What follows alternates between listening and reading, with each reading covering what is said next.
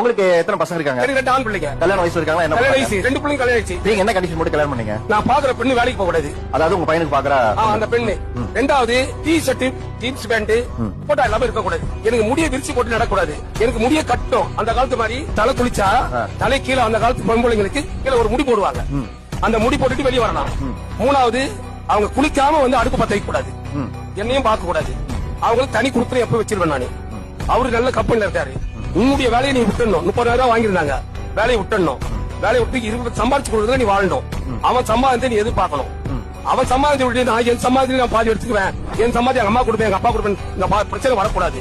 நீ காலகாலத்துல ஒரு குழந்தை பெற்று கையில கொடுக்கணும். உண்மையிலே ஒரே ஒரு கேள்வி தான் இந்த அங்கிள் கிட்ட கேட்கணும்னு தோணுது. இதே கண்டிஷன் போடுறீங்களே, இதே மாதிரி வரப்போகிற பொண்ணை உங்களுக்கு கண்டிஷன் போட்டால் ஏற்றுப்பீங்களா? அப்படி ஏற்றுப்பீங்க அப்படின்னா கண்டிப்பாக அந்த பொண்ணை ஏற்றுக்கிறதுக்கு ஏற்றுக்கலாம் எனக்கு தெரிஞ்சு. அப்படி நீங்கள் ஏற்றுக்க மாட்டிங்கன்னா அவங்களும் அதை ஏற்றுக்க முடியாது. ஸோ இப்படிலாம் போய் ஒரு ஃபேமிலியில் வாழ்கிற பொண்ணு ரொம்ப பாவம்.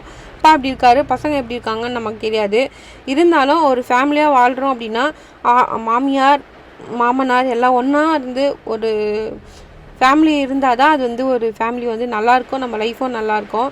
ஸோ இதில் 2 பேருமே ஒரு இப்படி இருந்தாங்க அப்படின்னா அந்த லைஃப் சுத்தம் டேமேஜ் தான். அம்மா அவங்கள விட்டு தனியாக இருந்தால் தான் நல்லாயிருக்கும். ஸோ அவங்க கூட இருந்தால் எப்படி இருந்தாலும் ஏதோ ஒரு ஃபங்க்ஷனில் எல்லாம் பார்க்க தான் போகிறோம். ஸோ அப்படி பார்த்து உங்கள் ஹஸ்பண்ட் கிட்ட அவங்க ஏதாவது வத்தி வைக்கிறது போட்டு கொடுக்கறது அப்படிலாம் இருந்துச்சுன்னா லைஃப் வந்து இதுவாக தான் போகும். புரிஞ்சுக்கிற பையனாக இருந்தால் பரவாயில்ல. அவனும் இதே மாதிரி அப்பா மாதிரியே இருந்தானா ரொம்ப கஷ்டமாக இருக்கும்.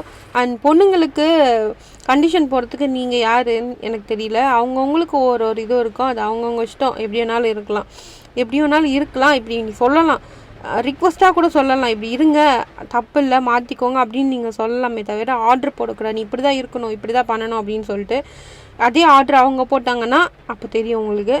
ஸோ இந்த அங்கிள் உண்மையில இன்னும் அந்த காலத்துலேயே இருக்கிறாரு. ஸோ அவர் கண்டிஷன் போடுறதா இருந்தால் அவரோட இதுவில் கண்டிஷன் போட்டுக்கலாம். என்கிட்ட நீ இப்படி தான்மா பேசணும் அப்படியும் இருக்கலாம். ஆனால் நீ இப்படி தான் இருக்கணும், நீ இப்படி தான் ட்ரெஸ் பண்ணணும், நீ முடி வச்சிருக்கக்கூடாது, நீ இப்படி தான் அப்படி சொல்கிறதுக்கு இவருக்கு எந்த ரைட்ஸுமே கிடையாது. ஸோ அது யாருக்குமே ரைட்ஸ் கிடையாது. இவருன்னு இல்லை, யாருக்குமே அது ரைட்ஸ் கிடையாது.